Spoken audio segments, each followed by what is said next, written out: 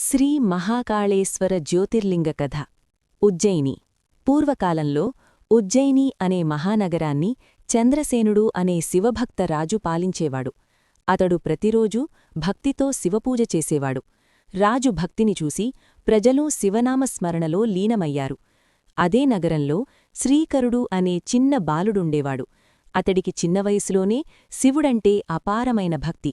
రాజు చేసే శివపూజను చూసి శివలింగాన్ని మనసులో ఊహించుకుని మట్టితో శివలింగం చేసి పూజించేవాడు. అప్పుడే రిపుదమనుడు అనే దుష్టరాజు ఉజ్జయినిపై దాడి చెయ్యాలనుకున్నాడు. అతడు భయంకరమైన రాక్షసుడు దూషణుడు సహాయంతో నగరాన్ని నాశనం చేయడానికి ప్రయత్నించాడు. రాక్షసుడు వచ్చి ప్రజలను హింసించసాగాడు.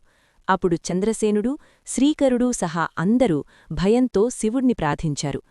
ఓ పరమేశ్వర, మమ్మల్ని కాపాడు అని విలపించారు.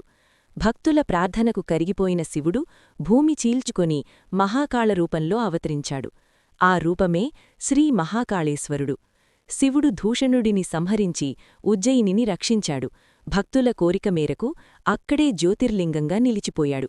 ఇది ప్రత్యేకం ఏమిటంటే, మహాకాళేశ్వర జ్యోతిర్లింగం స్వయంభువు, దక్షిణాముఖంగా ఉన్న ఏకైక జ్యోతిర్లింగం.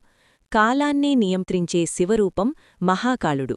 అప్పటినుంచి ఉజ్జయిని నగరం పవిత్ర క్షేత్రంగా విరాజిల్లుతోంది.